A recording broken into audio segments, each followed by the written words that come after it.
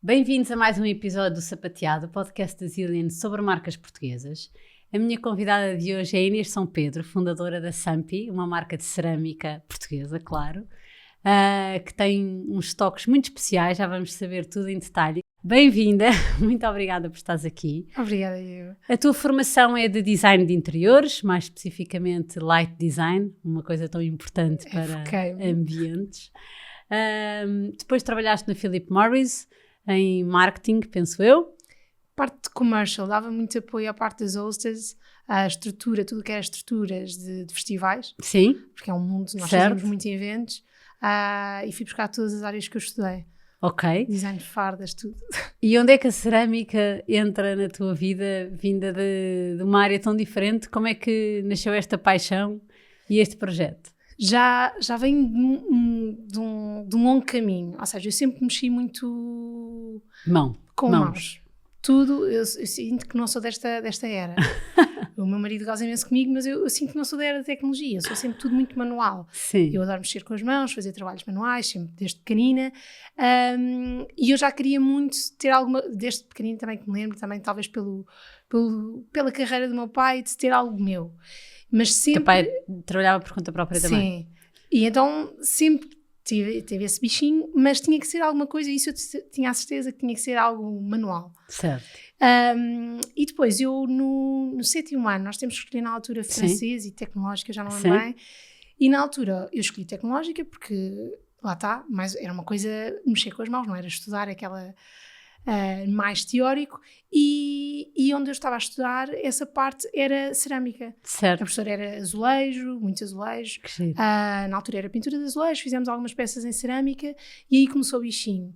Depois parei durante algum tempo, fui para o liceu, as coisas ficaram um bocadinho, depois quis seguir ciências, nada a ver, mas lá está, eu a meio do liceu já estava farta do teórico, voltei para artes, lá está, o percurso foi muito longo, porque foi design de moda, depois acabei design de moda. Também fizeste design de moda? Fiz design de moda 3 anos, depois fiz 1 ano zero em Londres, mas sempre lá está, sempre trabalhos manuais, sempre a fazer acontecer.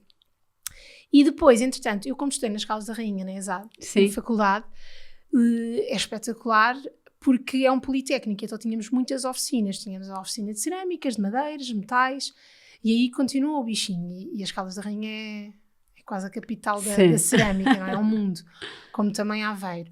E eu adoro cozinhar, adoro estar à mesa, e então começou o bichinho. Tanto que nós, por exemplo, nós dávamos um jantar em casa, e ali a cerâmica nós tínhamos, na altura havia muitas fábricas que foram abandonadas e tudo, então tínhamos muita cerâmica, então tínhamos sempre mesas com cerâmica 100% portuguesa à mesa. E, entretanto, depois, quando acabei o meu percurso como design, isto terminando a faculdade, fui para design de ambientes, o bichinho continuou a mexer e comecei a ter a certeza que fazia sentido ter algo meu, mas algo para a casa. Ok. Algo para tornar bonito o nosso espaço de vivência do dia-a-dia. E depois de Philip Morris, assim, uma grande volta, fui para Londres, e em Londres começou a fazer muita confusão, porque tinha estado cá a viver uma vida inteira, já tinha lá estado a viver 1 ano, mas depois agora voltei, e entretanto, quando cheguei lá, fez muita confusão. Vamos, por exemplo, a um Selfridges, a um Liberty, e de repente temos Made in Portugal, tudo gigante, a dar imenso valor à cerâmica, calçado, vestuário, mas porquê é que nós em Portugal não temos isso, não é? Exportamos tudo e cá não vivemos essa importância, não é? Completamente. Sim. E comecei até a ver entre os meus amigos, e tudo que os meus amigos tinham em casa, nada é português. E isto não faz sentido nenhum quando nós temos produção, que somos dos melhores. Certo. Produção cerâmica. E voltando a Portugal, na altura gravidíssima, eu nunca consegui estar parada, procura de trabalho. Foi o caos, vinha de uma realidade muito diferente, e pensei, depois de alguns meses à procura de trabalho, eu pensei, não, acho que vou-me atirar de cabeça, é o momento. E comecei, e aí já sabia a partida, e já vinha muito com a ideia focada na cerâmica, e cerâmica para casa, e andei durante mais do que 1 ano a correr de norte a sul do país, várias fábricas, vários ceramistas, oleiros, para tentar perceber qual é que era o caminho que eu ia tomar na cerâmica. Até que encontrei uma fábrica que para mim fazia sentido, pela questão da produção, de como é que era feita. Certo. E aí quis ficar quase 1 ano a tentar perceber todas as etapas e modo de produção dentro de fábrica. E como é que foi esse processo? Como é que foi esse conhecer por dentro e porquê é que escolheste essa fábrica? Estavas a dizer que escolheste pela forma como produziam. Quais é que foram os fatores que te fizeram decidir ficar nessa fábrica? Foram vários. Primeiro, pela questão também de ser tão familiar. Sim. Apesar de ser uma dimensão muito grande, mas era familiar. E depois, por me terem também aberto as portas como abriram e deixaram-me conhecer os bastidores por completo. Porque eu queria sempre saber mais. Ou seja, eu ia lá um dia, fazia uma questão e às tantas eu ainda hoje continuo a descobrir várias coisas na fábrica, vou entrando e conhecendo. E porque para mim era muito importante, lá está, toda a parte de produção. E como hoje em dia 90% da produção é exportação. Certo. E nos Estados Unidos principalmente são muito exigentes a uma série de certificados. E essa fábrica, apesar de muita gente hoje em dia diz que tem certificado ou é sustentável, não, depois quando estamos no campo não é bem Não isso é que bem assim. acontece. E essa fábrica começou-me a chamar muita atenção por várias questões. Por exemplo, a parte do packaging. Eram pioneiros completamente tudo cartão. Sendo só que a fita ainda era plástico e que aqui estou num processo de transição. Nós já usamos papel, mas eles ainda usam plástico, porque há coisas que ainda é difícil, não é? A cerâmica é um desafio nessa parte do packaging. E depois toda a parte, ou seja, começaram a querer evoluir também muito rápido. Desde as energias renováveis, a limpeza de águas ao máximo para ir o mais limpas possível quando são desperdiçadas, porque também conseguimos reutilizar muito dessa água. A parte do próprio grés, com a pandemia, veio trazer uma coisa muito boa, ou seja, começámos a conseguir ter o grés local, ou seja, na própria fábrica é extraído e feito o próprio grés, ou seja, se calhar 70% da matéria-prima é completamente local e feita no local, porque também houve essa necessidade. Certo. A pandemia também trouxe coisas boas, ou seja, a fábrica estava a andar num ritmo muito acelerado e muito alinhada com tudo o que eu defendia, que eu queria seguir e fazia-me sentido, porque para vender algo, não é? Para ter um negócio, eu tenho que acreditar na raiz, completamente. Sem dúvida, senão não faz sentido. Mas no fundo essa tua necessidade de pôr a mão na massa, como é que tu consegues no dia-a-dia fazê-lo? Porque no fundo há peças que é tudo feito pela fábrica ou há peças que são feitas por ti? Há peças agora feitas por mim.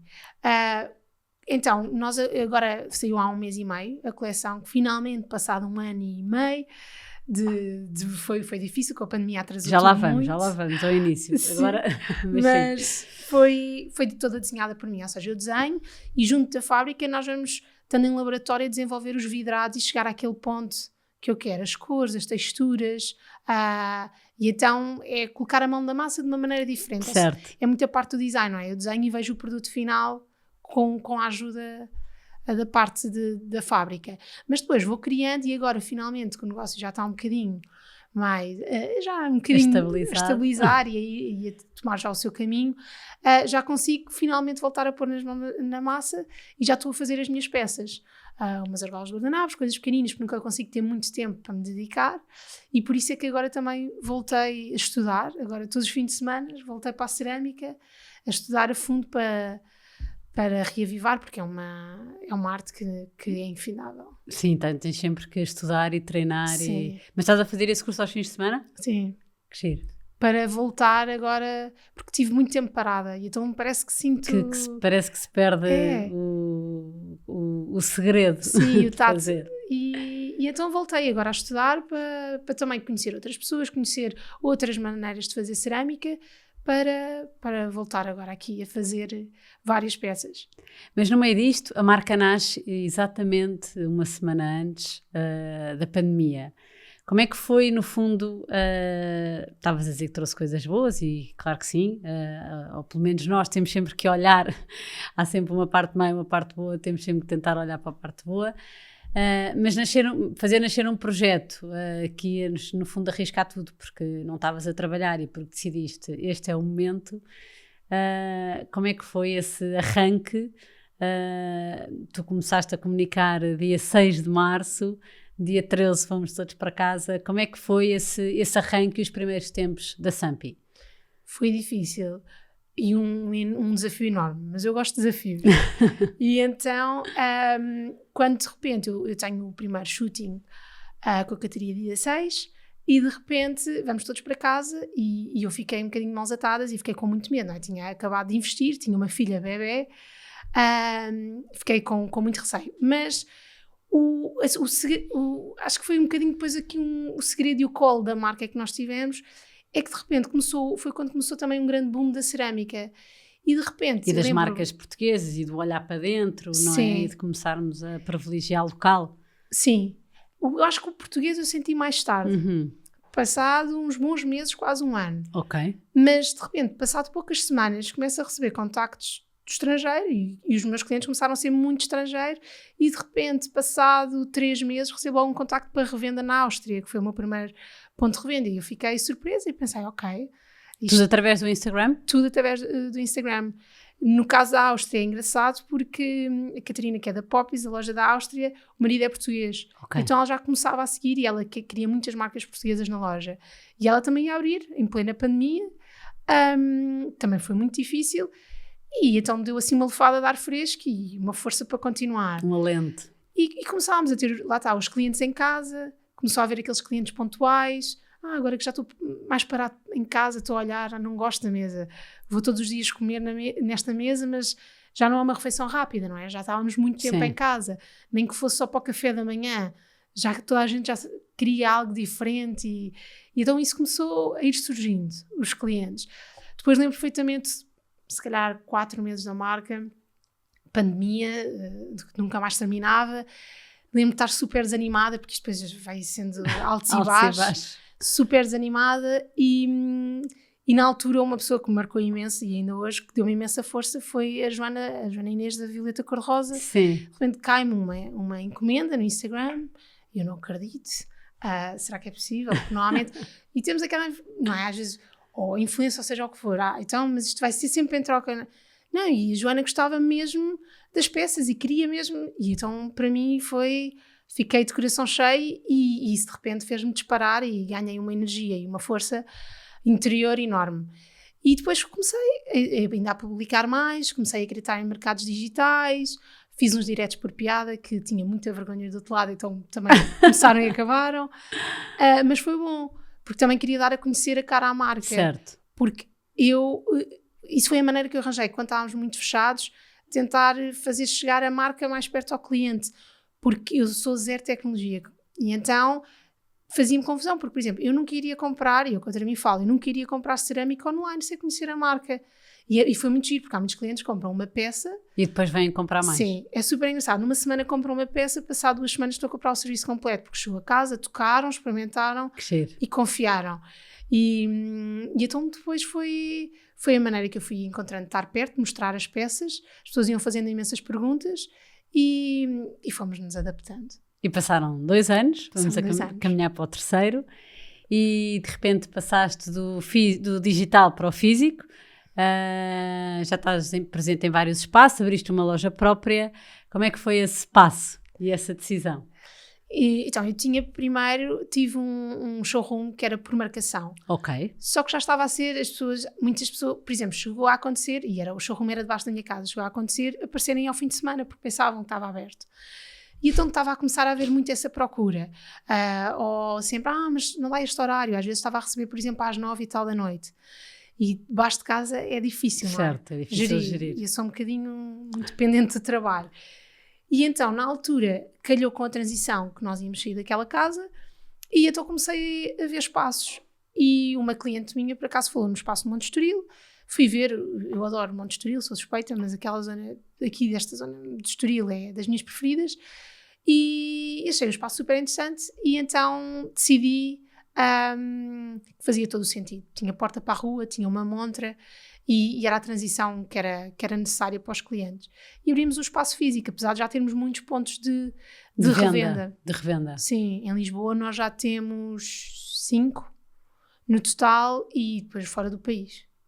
E fora do país continua a crescer? É sempre vindo por Instagram ou já há uma procura, no fundo, tua e da marca à procura do tipo de lojas que te identificas? Isso é interessante porque até agora, este ano é o ano que eu e o Gabriel que trabalha comigo, nós estamos sempre, então olha, agora vamos seguir esta lista e vamos seguir este caminho. Só que não dá, nós ainda somos os dois, não é? Apesar de termos depois subcontratados por fora, mas então nunca conseguimos chegar, e é ótimo por um lado, porque até agora tem sempre chegado os clientes. Chegado até nós. Instagram, e agora já é muito direto para o e-mail. Por exemplo, agora há umas semanas, tive esta semana a reunião, que, por exemplo, foram à nossa pop-up na Comporta, viram, adoraram, querem fazer a nossa revenda. Outros clientes, por exemplo, que também já viram noutros pontos de revenda, ou que de repente viram, por acaso, interessante, um cliente que veio, que acabou por visitar o Stylist Market e então também quer a revenda, então eles estão a acabar por chegar de pontos muito diferentes agora, não só o Instagram. Mas a Comporta como é que nasceu? No fundo foi para ir para um target turista e um target estrangeiro? Ou era mais um ponto de venda em Portugal e não estava propriamente com esse foco? Não, a Comporta é agora só durante 3 meses. Certo, no verão. E achei interessante, na altura eu estou a dividir o espaço com a Palace. Sim. E a Palace tinha um espaço e disse, olha Inês, queres dividir? E eu, olha, acho que é o momento, acho que sim, porque mais de 80% dos nossos clientes são estrangeiros. Ok. Muitos, ok, essa já é uma realidade que se mantém. É uma realidade, sim. E é online, porque nas lojas físicas não tanto, deduzo. Sim, também. Também? Ok. Por exemplo, na nossa loja, no Monte Estoril, nós somos capazes de estar uma semana inteira sem falar português. Que há muitos estrangeiros a viver ali. Sim. Ou que vêm os amigos visitar, ou como temos um hostel no cimo da rua, que é diferente, faz retiros de yoga e tudo mais. Sim. Eles já nos direcionam, por exemplo, às vezes perguntam, eu quero ver alguma coisa, ou, por exemplo, os workshops que costumamos ter na loja. Já te ia perguntar, estão ali na loja. Na loja Sampi pode ir lá abaixo, é super giro, é diferente. E então levam muitos os souvenirs para casa e passam por lá. E então a Comporta lá é um bocadinho... Fica ali o foco dos nossos clientes. Mesmo para além dos estrangeiros que não vivem cá, e dos estrangeiros que cá vivem, que muitos só estão a comprar casa também, uma segunda casa lá, ou acabam por ir também muito de férias. E pensei que era um ponto que seria importante, até pelo como a Comporta está a ficar. Certo. Isto já a pensar a nível de projeto. Sem dúvida. Que está a acontecer, por exemplo, para restaurantes, dar a conhecer a marca e ir espalhando a semente, como eu gosto de dizer. Exatamente, para recolher frutos mais à frente. Então, mas começou em junho, não foi? Sim, dia 10 de junho. Bem? Calminho, muito calminho. É difícil, parte de gestão de pessoas também é muito complicado. Difícil. A parte de pessoas é muito. O nosso maior desafio, eu acho. É um desafio muito, muito grande. Mas agora já está a começar a mexer. Também teve ali uma altura mais calma, não é? Os primeiros feriados de junho ajudou muito, depois acalmam muito e agora já está a começar a haver agora vai começar a época a séria até setembro. Espero que sim. Voltando à parte de produção e de criação das coleções, como é que é esse processo criativo? Como é que tu começas a pensar? No fundo, tu já tens uma série de espaço onde vendes, portanto, provavelmente já precisas de criar quantidade para poderes fornecer. Como é que é o momento em que tudo começa a ser pensado e antes da produção, como é que fazes o desenho na tua cabeça? São muitos meses, mas... Esta última foram 8 meses, não foi? De estudo. Sim, que na realidade acabaram por ser um bocadinho mais porque era para ter saído um ano quase antes, não, um ano antes, e que depois, claro que um ano depois as ideias são outras, as cores não são as mesmas, então tivemos que voltar a pegar. Estão nas tuas cores. Está perfeito, não é? Estão as mesmas cores. E a t-shirt complementa com o azul. O azul. Está perfeito. Mas, por exemplo, esta primeira coleção... Eu queria ter 3 coisas muito em mente, que é, lá está, as cores, queria que fosse a base, cores muito neutras para serem temporais, porque um dos focos da S&P é não ser aquele consumo extremo. Certo. Ou seja, todas as peças serem possíveis combinações infinitas. Poder combinar tudo, independentemente de ser daquela coleção ou não é? Exatamente, ou até mesmo com várias coisas que o cliente tem em casa. Certo. Podermos conjugar o máximo possível. Então, um dos focos seria as cores. Eu já sabia no início que eu quero aqueles tons e todas as coleções que nós teremos vai ser sempre assim, vai ter sempre uma base neutra e depois, claro, que podemos ter ali uma cor mais wow, que vai fazer ali um bocadinho a ponte. Depois, a forma, ao contrário de que há muitos anos, eu quando comecei nas artes ou a fazer tudo, eu era sempre muito geométrica, tinha que estar tudo muito alinhado, quadrados, tudo muito, muito geométrico. E de repente é muito engraçado. Tudo alinhado, tinha tudo que estar alinhado. Sim. Na cerâmica, a nível de exposição, tem que estar assim. Mas a nível de formas, para mim comecei a ficar acho muito mais interessante cada vez ser mais orgânico. E então queria que fosse uma forma orgânica, o mais natural possível, e para conhecermos o material da forma mais poder natural. potenciar o material da melhor forma, não é? Exatamente. Tirar o melhor que ele pode dar. E dar-lhe quase a expressão natural. Não manipular de uma forma que não é o natural do material. Estes foram os 2 primeiros focos. E depois o terceiro foi escolher a minha textura preferida, que é a textura que foi de um dos best-sellers, mas que para mim é a minha preferida, que eu chamo a Turtle, que faz um efeitozinho. Não sei porque sempre me fez lembrar a carapaça de uma tartaruga. E então, mas em ponto pequenino. Em ponto pequenino. E então acabei por escolher, e depois foi aqui um jogo de cores. O terracota tinha que estar presente porque era a cor do logo da S&P, a cor mãe, e que era da terra. Para associar quase ao barro, o quase que toda a gente conhece, o barro vermelho, que parece que associam sempre, não é? Sim. E depois o azul, porque era a cor deste ano, e também é uma das cores da S&P, e foi engraçado, porque as cores todas que saíram da nova coleção, se nós olharmos, por exemplo, para um logo da S&P, é as cores da S&P. E agora, as próximas coleções, que já estão também a ser preparadas, vai continuar sempre na mesma base, mas depois com cores sempre que vão fazendo sempre a diferença de ano para ano, porque eu não gosto de chamar estação para estação, que nós não queremos... Mas é para ir inserindo novidade também. Irmos inserindo novidades, sim. Mas agora, mas hoje está estruturado de que forma? No fundo é uma coleção anual? Tens 2 coleções por ano? Como é que... A ideia será sempre uma anual, mas que vão vir pontualmente complementos para essa coleção. Agora em agosto, muito brevemente, sai reaproveitando algo que nós temos dos copinhos, posso fazer assim um spoiler, dos copinhos de café que nós temos, vai nascer um novo produto. Muito bem. O pote para o açúcar? Não, isso é muito pequenino. Vai ser com uma marca amiga da marca. Sim. Que somos muito amigos. Isto começou tudo através, porque é engraçado também, que os negócios às vezes vão surgindo amigos. E já era uma ideia que tínhamos há mais de 2 anos e queríamos muito trabalhar em conjunto e fazer, e agora finalmente vai acontecer. Vai sair do papel. Para a realidade. Sim. Vocês têm marcas amigas no site, a Bicla, Casa Boémia, Casa Arco. Qual é que é a relação? São espaços onde vocês estão presentes? São marcas que fazem trabalhos em conjunto? O que é que são essas amigas da marca? Sim, estas amigas são literalmente mesmo amigas. Da marca. E há mais. Amigas da Inês e depois amigas da S&P. Muitas começaram amigas da S&P, depois acabaram por ficar amigas de Inês também, não é? Sim. Mas, por exemplo, a Casa Arco é da Catarina Aguilar, uma das minhas melhores amigas, arquiteta, que ainda a casa estava em construção. Eu já sabia que ia ser espetacular, porque tudo o que ela faz é espetacular. E foi o segundo shooting da S&P. E eu disse logo, Catarina, quando a casa terminar, por favor, deixa-me fotografar, tem que ser. E foi da ação mais incrível de sempre. Para mim é das minhas preferidas. E que foi um enorme sucesso, porque depois também a Casa Arco virou um sucesso, porque toda a gente começou a fazer shooting na Casa Arco, apesar de ser uma casa particular. Sim.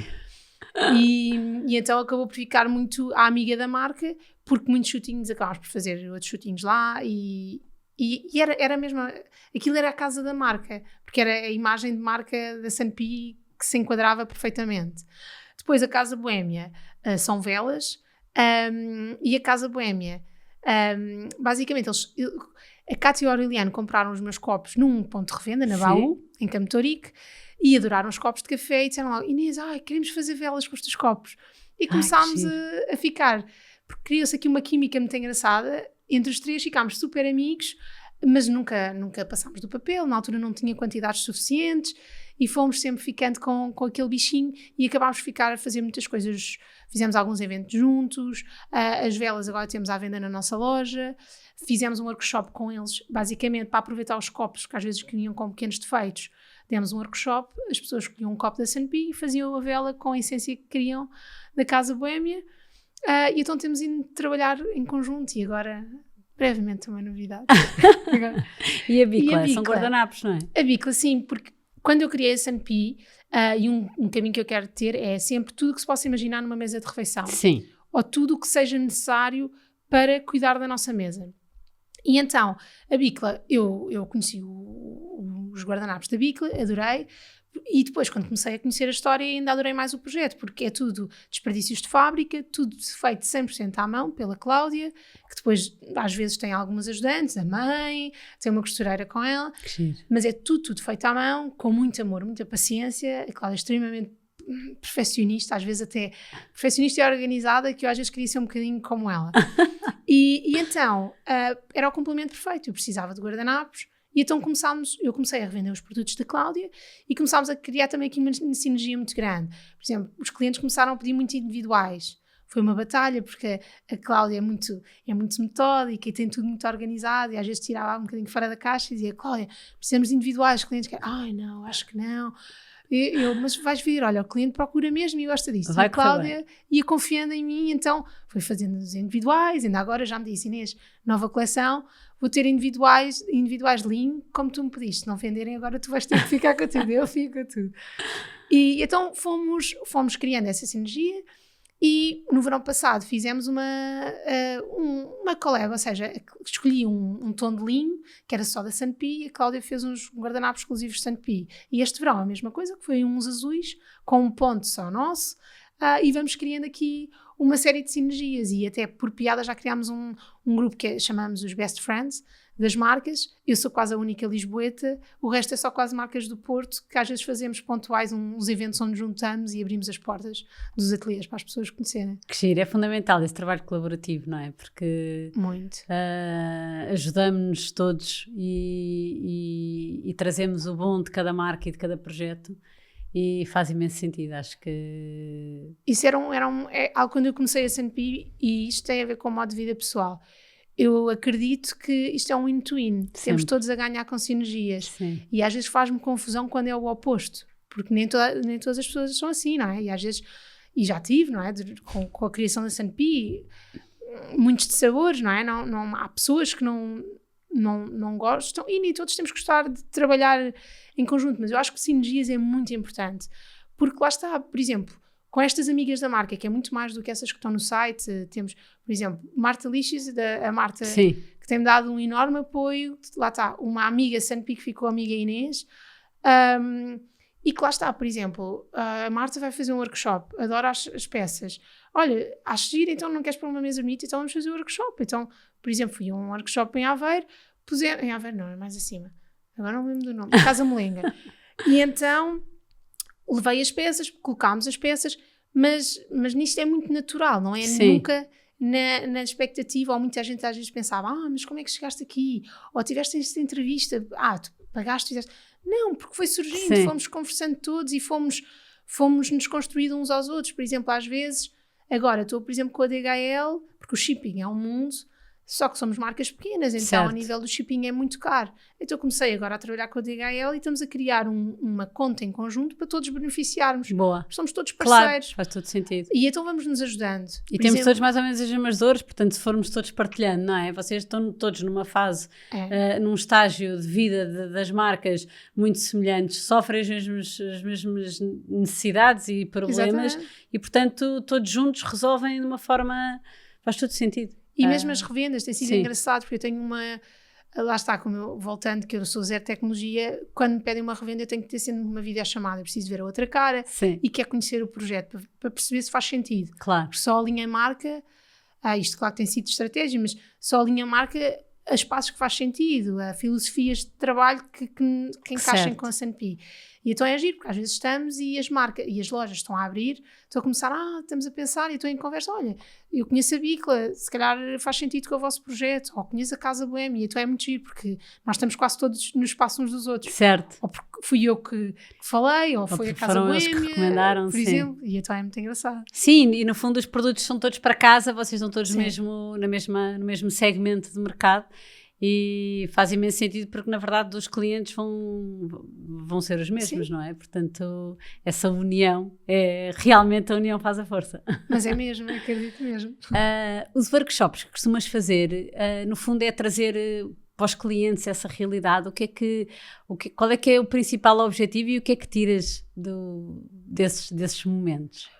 Então, os workshops começaram por muita procura. O cliente ia e dizia: mas não tem workshop, não tem aulas, não posso fazer. E então comecei a sentir essa necessidade. E depois foi a outra parte, dos amigos também da marca, de tirar amigos da zona de conforto. Porque tenho amigos ceramistas que são espetaculares e decidi juntar o útil ao agradável. E com um espaço agora aberto fazia todo o sentido.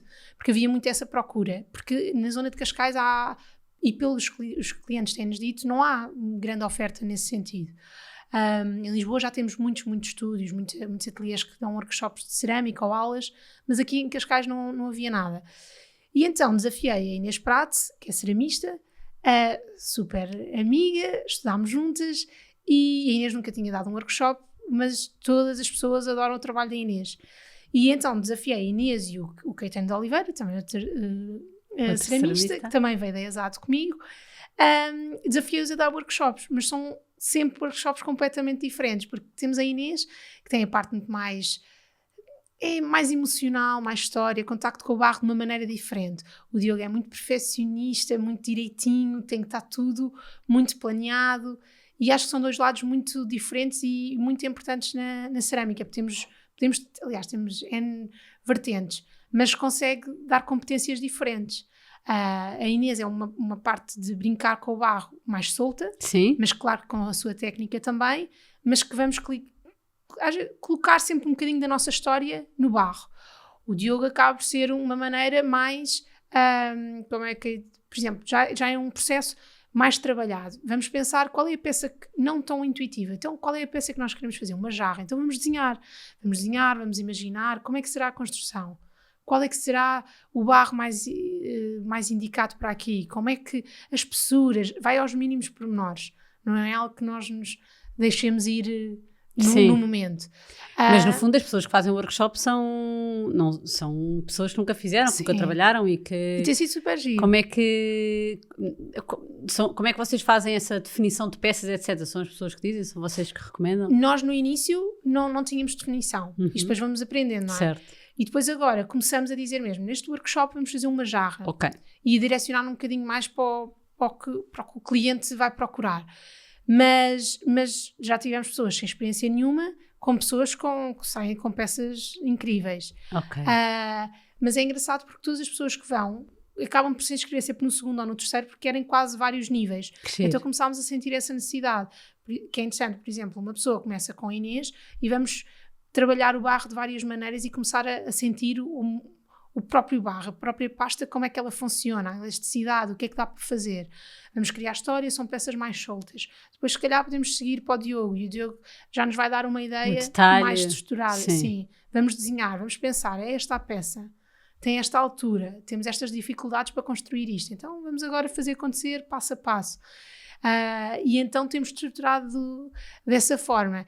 Ainda sem o forno. Era isso que eu ia perguntar, vocês têm forno? Não. Então, muitas vezes vai para o forno da Inês, vai para o forno do Diogo, ou então às vezes no outro forno que nós temos em Oeiras, mas ainda não temos o forno porque não tínhamos estrutura. Agora, no final do verão, a ideia é ter finalmente forno na loja. E poder terminar as peças logo no fim dos workshops? Que nunca é possível. Nós acabamos uma peça, tem que ter umas boas horas de seca, depois temos que a terminar, vidrar. Depois depende, há peças que vão 2 vezes a cozer, há umas que vão só uma monocozedura. Só que mas as pessoas depois voltam para ir buscar as peças delas? Sim. As pessoas voltam e depois nós gostamos de dar sempre um miminho, ou vá no saquinho de pano, ou o Diogo faz sempre umas pecinhas pequeninas para oferecer, porque lá está, acabam às vezes por ser 3 semanas ou às vezes mais de espera. Porque às vezes ou não há espaço suficiente no forno. Certo. Às vezes há coisas que também acontecem, abrimos o forno e de repente algo apareceu partido, porque a cerâmica tem dessas coisas, não é? Sim, tem esses imprevistos, não é? Que têm que ser contornados. E é mais orientado para algum target? É mais, ou é aberto completamente? Podem ir crianças, podem ir famílias? Crianças têm-nos pedido muito e por isso é que eu também estou agora neste curso, porque crianças quase ninguém, é um desafio. É um desafio. Eu, como tenho uma filha, sempre trabalhei muito com crianças e gosto que idade muito de é que tem agora? Tem 3 anos e meio. 3 anos e meio. Então, aquela idade desafiante, mas que acho que está a ser das minhas preferidas. idade. E então estou aqui a tentar estruturar algo para conseguir dar a crianças. Porque não pode ser qualquer coisa, não é? Tem que ser uma coisa mais fácil.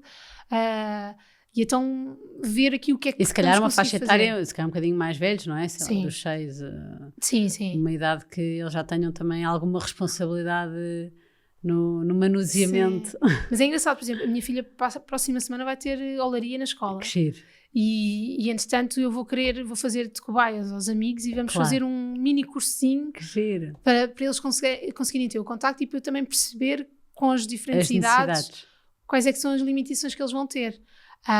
Porque para mim já é tudo muito automático, não é? Eu vou pegar, isto é ok, mas com uma criança não, se calhar nem todas as ferramentas vão Sim. ser utilizadas ou deverão ser utilizadas, nem todo o barro faz sentido. Esse já sei qual é que eles conseguem trabalhar melhor, mas vamos estruturar. Mas agora já tivemos, o mais nova que tivemos tinha 13 anos, se eu não me engano, que veio com a mãe. 13? E que saiu perfeito. Muito, com uma peça super, super interessante. Porque isto depois depende, não é? Há crianças que muito pequeninas que já têm um contacto manual completamente diferente. E tem a ver com a de uma sensibilidade deles também, Sim. não é? O que é que se estão mais orientados ou não para essa parte criativa. O que é que quer dizer Sanpi? Toda a gente faz essa pergunta. Sanpi é tem um bocado de Inês e um bocado de São Pedro, não? Sim, é São Pedro, é o São Pedro. Porque andei à procura de nomes, muitos nomes. Mas eu queria também que fosse um nome que... Isto já com um bocadinho com o bichinho de querer ir fora, certo, além fronteiras, que soasse bem em quase todas as línguas. E andei a pensar e nenhum nome soava bem. E eu sou São Pedro e muitas amigas chamam Peter, Sanpi, Pi, e eu pensei, Sanpi, por que não? E houve um dia que saiu e ficou a Sanpi. E até agora está a correr lindamente. Mas há imensa gente que pensa que vem de um japonês. E efetivamente é um nome japonês que só descobri mais tarde. Ah, é? E o que é que quer dizer? Não é o mesmo nome. É um nome próprio? Pessoal, sim. Pessoal, sim, próprio. Que engraçado. E sei que também há um hotel Sanpi em Itália, mas sei a Sanpi. É muito giro o nome e fica na cabeça, não é? Sim. É curto e tem uma fonética boa, acho que foi bem jogado. Uma boa aposta. Não, e a alcunha tua tem mais graça, não é? Ainda mais sim, apesar de quando me perguntam eu fico sempre envergonhada assim, não é assim uma história de... Não, é a tua história, tem imensa graça, desculpa. Em termos de desafios, o que é que tu achas que neste processo todo, à parte de teres nascido numa pandemia e essa parte não vale, quais é que tu sentes que são os maiores desafios para começar um projeto? Bem, isso é uma pergunta complexa. Desafio, primeiro é passarmos a barreira do medo. Sim. Também, porque há muito receio, não é? Ainda por cima, se formos a 100% como eu fui, com uma filha bebê, vamos a medo. Depois, lá está, se estamos a criar algo novo, não sabemos, ainda não sabemos o nosso cliente. Nós sabemos onde é que queremos chegar, sabemos qual é o nosso cliente tipo, mas nós não sabemos como é que vamos lá chegar, e isto tem sido uma aprendizagem, o cliente tem mudado ao longo dos tempos. Mas eu acho que é atravessar a barreira do medo. Depois, as dificuldades, acho que quando queremos uma marca ou uma empresa, acho que nos falta muita informação. Certo. Muita, e acho que devia haver alguma plataforma, mesmo quando nós estamos no dia a criar a marca, que no dia que estamos a deixar tudo nas finanças, tudo direitinho, nos digam, olha, está aqui, por exemplo, este blocozinho e estão aqui os pontos importantes que vocês devem de seguir, e nós, depois cada um faz o seu trabalho de casa, mas ter alguma estrutura, não alguma é? estrutura. Acompanhamento. Acho que esse foi também um desafio muito grande, que há sempre novidades a surgirem que agora temos que tratar disto porque isto é novo e depois também, e por isso o Gabriel é fundamental para trabalhar comigo, toda a parte de redes sociais, que eu sou zero, e hoje em dia as redes sociais é um foco super importante. É a montra, não é? É completamente. E a relação com a tua comunidade e a forma de tu poderes comunicar? Eu acho que... Mas se tivesses que deixar um conselho a quem vai começar um projeto novo, que conselho deixarias? Muita persistência, resiliência, muita paciência e não pode ir... E eu acho que... E uma coisa que eu tenho seguido sempre no negócio, e por acaso não falei, isto depois depende de pessoa para pessoa, mas é a intuição. Acho que eu como tinha sempre o bichinho, queria um negócio meu, e tens isso desde sempre? Sim, mas desde pequenina. Que cheiro. Comecei a querer uma florista, queria ser florista, sei lá, já quis ser uma papelaria, porque eu adoro as canetinhas, os bloquinhos, Sim. as cartolinas, tudo e mais alguma coisa. Mas a parte da intuição, eu sempre fui muito pela intuição, até mesmo, por exemplo, as lojas onde eu faço as revendas. Eu tenho que sentir, porque eu sou muito humana nessa parte, preciso muito do contacto humano, então eu tenho que sentir que há ali uma conexão, tem que haver alguma coisa, e já aconteceu, se há coisas que eu estou a sentir que não vai correr bem, não estou com o feeling, ou o Gabriel às vezes arrasa comigo, ou por exemplo às vezes no shooting, eu sou às vezes um bocadinho chata em algumas coisas, sou um bocadinho também perfeccionista, e não, eu acho que não vai funcionar assim. Ou por exemplo, a mesma maneira como comunicamos, eu acho que temos que falar assim com o cliente, vamos falar desta maneira, ou vamos nos apresentar desta maneira, porque é como tu sentes. É como eu sinto. Tem que ser muito transparente e tem que ter o feeling que estou confortável. Que às vezes também é importante sairmos da zona de conforto, não é? Daquela bolha. Sim. Mas tem que dizer qualquer sim. coisa. E o que é que são os próximos passos da marca? Para onde é que nos vão levar os sapatos da Sampi? Os sapatos da Sampi, vou seguir as pegadas. As pegadas da Sampi, sem dúvida que eu quero continuar a espalhar a semente lá fora. Sim. Porque infelizmente ainda continua a ser muito valorizado lá fora o que se faz cá dentro. Certo. Mas cá dentro também é muito importante. As pegadas, eu quero que as pegadas vão até ao norte, é muito importante porque temos muitos clientes no Porto, e a pegada maior é cada vez começar a trazer mais coisas para a mesa. Vamos trazer os novos produtos, nem todos este ano ainda, mas para o próximo ano acho que vai ser o ano de viragem com um acréscimo de novos produtos, e tudo sempre virado para a mesa. E a lógica é sempre, o conceito é poder tornar esse tempo o maior possível e de bem-estar e de beleza à mesa. Exatamente. Esse hábito é um hábito muito português, não é? Esse estar à mesa. Como é que é vivido com os clientes estrangeiros? É super engraçado. Por exemplo, os clientes estrangeiros, os clientes alemães, por exemplo, a mesa tem que ser toda colorida. É uma peça de cada cor. Sim. Que é o contrário de cá. Não há match. Não há match. E, por exemplo, uma jarra pode servir para o jarro da água. Sim. Que estão sempre um bocadinho fora da caixa. E então tem sido muito engraçado ver as mesas diferentes que se colocam nos vários pontos do globo. É muito engraçado. Porque eu sei identificar exatamente... Por exemplo, eu tenho uma cliente alemã, por agora, só agora que é tudo branco. É muito aquele look escandinavo. Tudo muito branco. Pode ser texturas e formas diferentes, mas tudo branco. Certo. Mas o típico cliente alemão é uma peça de cada cor, texturas diferentes e querem muita cor. Mas são mesas muito, muito, muito diferentes. Mas é engraçado, porque mesmo com a pandemia, as pessoas estão a dar à mesa um valor completamente diferente. Sim. E o desconfigurar de uma mesa. De conseguir, com as mesmas peças, criar N mesas diferentes, porque, por exemplo, um prato principal com uma bowl, de repente, pode ser a bowl de comer a sopa aos cereais e o prato principal, mas ao mesmo tempo pegamos nesse prato, como é o da nova coleção, pomos a bowl e de repente podemos ter os natos cá fora, com o guacamole ali, e de repente temos uma peça nova. E essas dicas tu passas para os clientes? Essas Sempre. Dicas de como desconstruir a mesa, como estavas a dizer, e repensar novas formas? Esse é um bocadinho às vezes o nosso cunho da marca, por assim dizer. Eu tento, quando às vezes os clientes estão muito na dúvida, não sei o que é que leva, mas gosto muito disto. E o que eu digo sempre é, o cliente tem que olhar para a mesa e imaginá-la com comida, porque olhando para um prato sem comida é completamente diferente. Certo. Depois muitas pessoas compram o set e imaginam o set com as camadas todas, não é? Só que é o que eu digo, normalmente nós temos uma mesa assim, se calhar no Natal, certo, para estar toda bonita para receber a família, mas na realidade no dia a dia não e é mesmo no Natal, se calhar a sopa já ou vem servida ou não temos a mesa completa, e então eu tento sempre que o cliente desconstrua a ideia que vai e começa a olhar para a peça e começa a gostar das peças em separado e não num todo. E depois, por exemplo, às vezes, porque eu preciso também de travessas, preciso de... E as pessoas vêm às vezes num consumo extremo. E claro que muitas vezes, principalmente a mim, mas dizem, então assim não sabes vender, então isto é o teu negócio, então tu estás a dizer para a pessoa não comprar. Não, eu quero que a pessoa queres aconselhar e que a pessoa se sinta bem com a escolha que fez. Tem a ver com os valores da marca, eu quero um consumo consciente.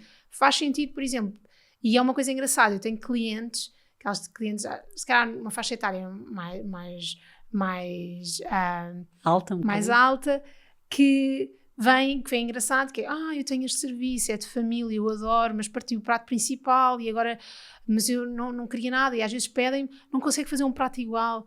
E eu penso, então, olha, mas pode trazer algo se calhar mais moderno e intemporal, e se conjugarmos, porque eu acho que fica super giro misturar texturas e formatos. Sim. E então é engraçado, porque há clientes que já aconteceu, ficam com os pratos de sobremesa de família que são pintados à mão e às vezes em porcelana, com um prato de grês completamente diferente, e estamos a reaproveitar. Certo. E depois é tal questão, é pegar no que nós temos e tentar fazer uma nova mesa, e acrescentar os extras, as travessas, as bolos para servir, por exemplo, o arroz, pode ser perfeitamente a bolo da sopa. Sim.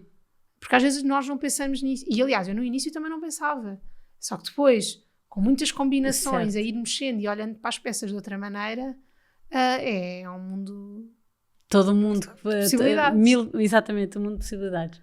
Inês, muito obrigada. Adorei conhecer os bastidores da marca. Tenho a certeza que vai correr o país e correr este mundo fora. De facto, ter uma marca de um produto que é tão valorizado e uma indústria tão importante nossa e tão valorizado lá fora deve ser mesmo um orgulho. Sinto mesmo nos sapatos também. Que de facto somos muito bons produtores em muitos produtos, no têxtil, em muitas áreas, e de facto somos melhores a exportar do que a vender-nos cá dentro, e acho que isso é claramente um caminho que nós, marcas, temos que desbravar e fazer com que as novas gerações queiram comunicar cá dentro e ter marcas fortes cá dentro e não ser tudo virado para fora. Estou a tentar colocar o bichinho à Francisca. Mas olha, adorei, muito obrigada e muito sucesso. Obrigada eu, e foi uma experiência incrível. Que bom. Parabéns. Obrigada.